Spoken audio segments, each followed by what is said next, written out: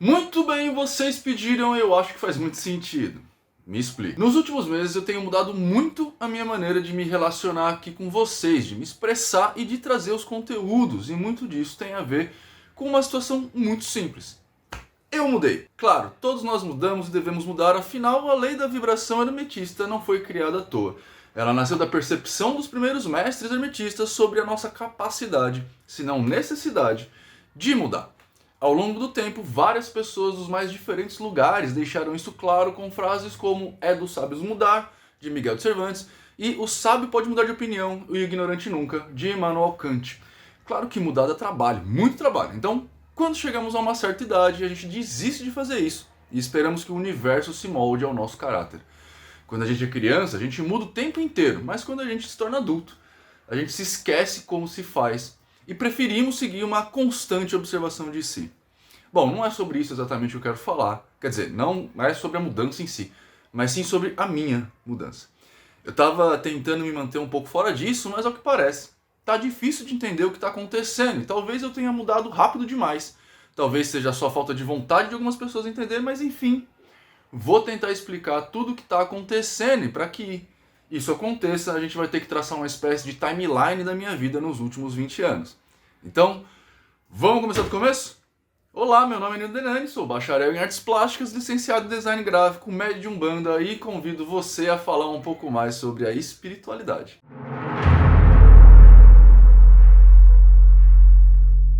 Bom, por onde eu devo começar? Há pouco mais de 19 anos, quase 20, eu era um rapazote com sonhos e objetivos. Eu era um camarada cheio de curiosidade com uma grande questão na minha vida. Eu seria pai logo logo. Nessa época, eu namorava uma moça que tinha 2 filhas, morava com meus pais e nem imaginava o que estava por vir. Eu começaria em breve em um terreiro de Umbanda. Na época eu não acreditava em nada desse tipo de coisa. Eu era uma pedra em questão de sensações espirituais, embora eu sempre fosse muito curioso. Eu ouvia de vez em quando algumas histórias daquelas brincadeiras do copo, saca? Brincadeira do copo, do compasso, caneta. Naquela época ainda não existia aquele desafio Charlie Charlie, mas se tivesse eu também faria. Nessa época eu fui a um terreiro por conta da minha então namorada, e mesmo observando tudo o que acontecia ali, eu não conseguia acreditar em nada do que eu estava vendo. Para mim aquilo tudo era uma encenação oriunda de pessoas ignorantes que queriam acreditar em alguma coisa que pudessem encontrar, e no meio do caminho eles encontraram efetivamente alguém que poderia oferecer isso em troca de dinheiro. Eu fui ao terreiro porque a gente precisava de uma babá para as crianças e uma pessoa que a gente encontrou estaria ali trabalhando. E seria o momento da gente conversar com ela antes de contratar essa moça de fato. Bom, no fim das contas, essa minha namorada gostou tanto do trabalho que permaneceu no terreiro junto com os meus pais e eu fiquei completamente a contragosto ali. Foram algumas semanas indo desse lugar com a cara amarrada e contrariado, até que finalmente ouvi uma coisa que me fez pensar em dar uma segunda chance ao trabalho. O dirigente incorporado falou a um assistente que ele não precisaria pagar nada pelo trabalho feito. Eu, lá da última fila, de braços cruzados com cara amarrada, pensei: por que caralhos as pessoas estão fazendo tudo isso de graça? Não faz sentido nenhum. E foi com essa curiosidade que me pus a dar os primeiros passos rumo ao mundo espiritualista. Nos próximos meses, eu comecei a olhar as coisas com mais cuidado e me deixar conduzir por essa situação. Eu aceitei tomar um passe junto com todo mundo para ver o que era e ouvir o que diziam aqueles pretensos espíritos. Até que uns 4 ou 5 meses depois, eu pedi para tocar o atabaque e foi aí que eu entrei a princípio para a corrente de trabalho. Naquela casa, o terreiro de Umbanda, Flecha Dourada e Cabocla do Sol, do Pai Celso, eu comecei a dar os primeiros passos da compreensão do trabalho. Comecei a observar o que acontecia naquele espaço, ouvir as explicações dos mais velhos no trabalho e ao mesmo tempo que eu corria por fora, porque eu nunca fui de acreditar nas coisas só porque me diziam. Eu comecei a frequentar o curso de formação da Federação Espírita do Estado de São Paulo e comecei a escrever as minhas conclusões em um blog, o Arte Folk. Foi nessa época que comecei os primeiros passos na internet e que comecei também a conhecer um montão de gente de lugares diferentes do Brasil inteiro. Bom, vida que segue, me separei dessa moça. Arrumei outra namorada e mudei de terreiro. Até então só tocava tabaco e fazia minhas pesquisas. O sentir da incorporação mediúnica até então não tinha me abalado. No novo terreiro, entretanto, a regra era que todo mundo começasse pelo desenvolvimento mediúnico, não importa qual cargo, por assim dizer, você desempenharia lá dentro, o que quer dizer que todo médium era de incorporação, independentemente do que você quisesse. Aqui a coisa começou a ficar bem esquisita, porque foi aqui que eu conheci uma pessoa que me ajudou muito na compreensão do fenômeno da incorporação.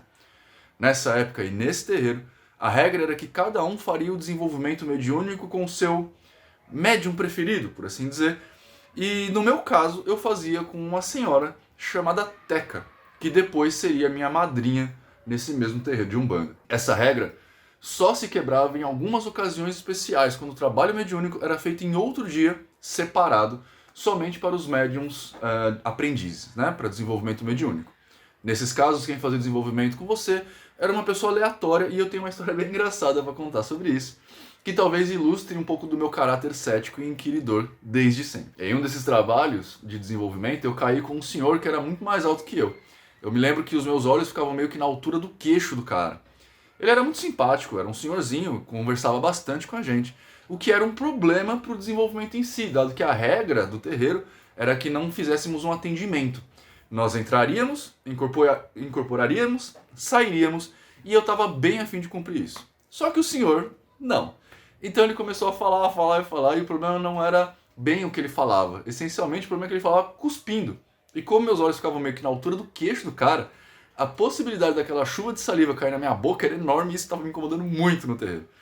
Como qualquer jovem insolente, eu estava ali ouvindo o senhor, tentando não prestar atenção na salivação do homem e sentindo a chuvarada cair na minha cara, quando finalmente ele dá o comando, algo do tipo, e aí, vamos incorporar, ou coisa assim. Era um desenvolvimento com a linha de trabalhos que aqui em São Paulo a gente chama de boiadeiro. Onde o arquétipo desse boiadeiro, né, era exatamente o que você imagina, o tocador de gado lá do centro do Brasil, ou pelo menos uma versão bem estereotipada desses caras. A questão aqui era como me concentrar, fechar os olhos e limpar minha mente enquanto uma chuva de saliva vinha na minha cara. Então eu fiz o que todo mundo faria, eu acho. Eu joguei o meu braço para cima, dei um berro e fingi que estava incorporando. O fingimento deu muito certo. Eu fiquei ali alguns segundos, me balancei para mostrar que eu tinha desincorporado, agradeci o senhor e fui embora. E eu pensei o mesmo que você está pensando nessa época. Uau, ele não tinha que saber que eu estava fingindo? Pois é, tinha. Mas vamos continuar a história daqui. Eu fiquei nesse terreiro durante 7 anos, a Umopa, aldeia de Umbanda Mamãe Oxum e Pai André, comandada na época pelo Pai Marcelo. Nessa época eu acreditava muito em espíritos e contatos espirituais. Estudava como eu sempre fiz, tanto em livros quanto com os mais velhos. Eu continuei com meu caráter inquiridor, pesquisador, e nessa época eu comecei a fazer alguns testes, porque para mim não era fácil acreditar em alguém que falasse alguma coisa.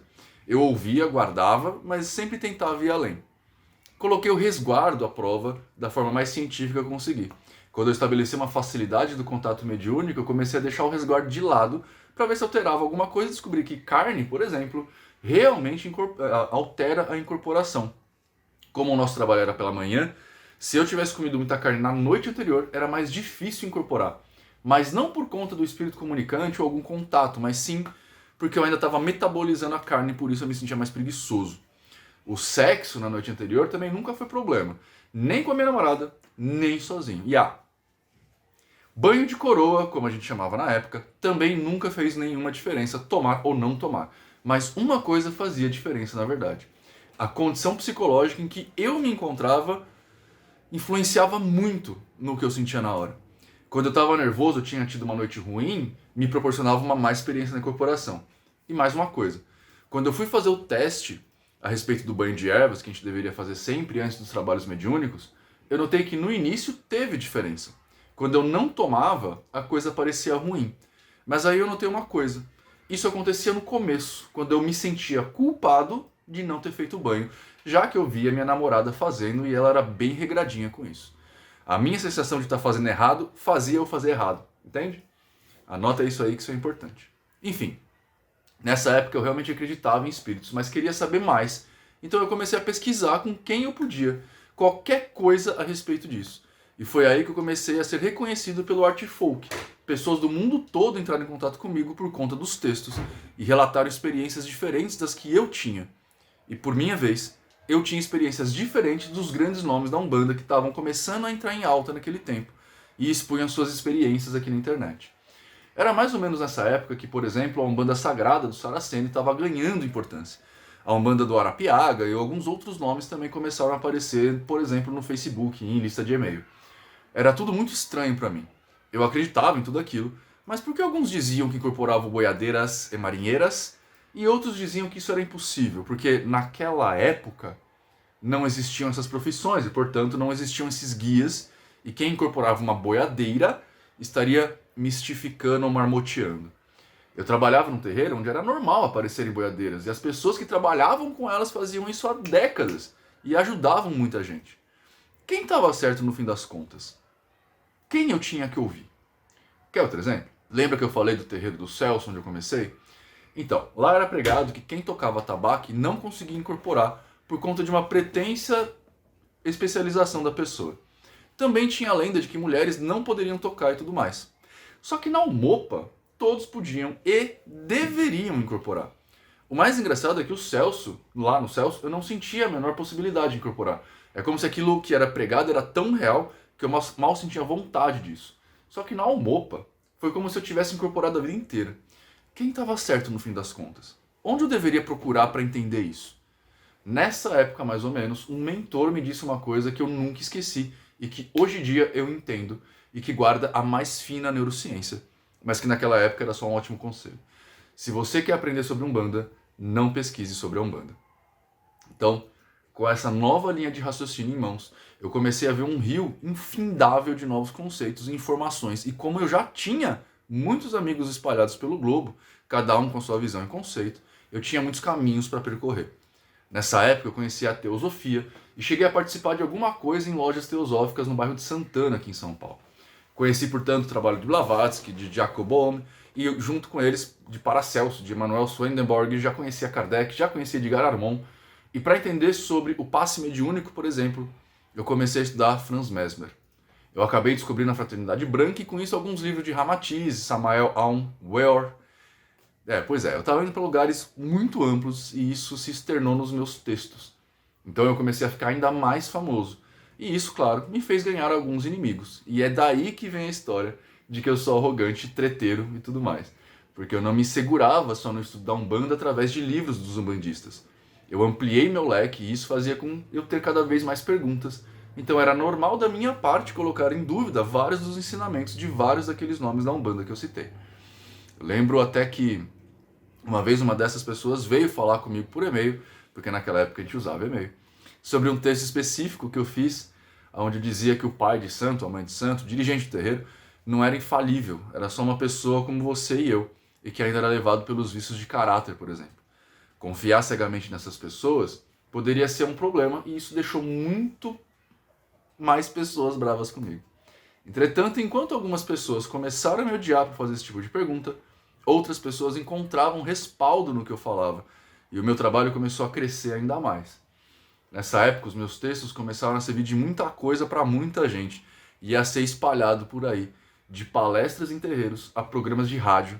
Os meus textos iam para cada vez mais lugares e isso, claro, trouxe um problema enorme que eu, aliás, sofro até hoje. As pessoas não sabem ler direito. Não importava o quanto eu tentasse deixar um texto mastigado. As pessoas simplesmente não conseguiam ler. E eu cheguei a pensar, inclusive, que eu não sabia escrever. Então, para tentar resolver esse problema, eu comecei a me incursionar pelo mundo dos vídeos aqui do YouTube. Vamos lá. Para fazer um breve resumo do que temos até agora. Eu estava começando a compreender as coisas, estava entrando em um terreiro e acreditava no que eu fazia. Para mim, de fato, nessa época, eu incorporava espíritos, explicava a vida através daquilo, ou seja, eu estava inserido no paradigma da Umbanda por completo. Mesmo sendo muito cético, eu ainda achava que fazia sentido entender a vida do jeito que a Umbanda mostrava, exceto por uma única coisa que mudou assim que eu saí do terreiro e fui para o outro. Deus. No começo da minha vida eu acreditava em Deus. Posso dizer até que eu era uma espécie de crente mesmo. Eu levava isso em conta de verdade. Achava que tinha que fazer sinal da cruz quando eu passava em frente a uma igreja. Tinha a ideia de que Deus era... Bom, Deus. Quando eu comecei na Umbanda, e por conta disso, fui fazer o curso lá na Federação Espírita, uma nova forma de Deus me foi apresentada que me agradou mais. A de que Deus não era alguém, mas alguma coisa. E isso me deixava mais confortável, porque eu podia ignorar toda aquela barbárie que Deus fez nas escrituras sagradas cristãs.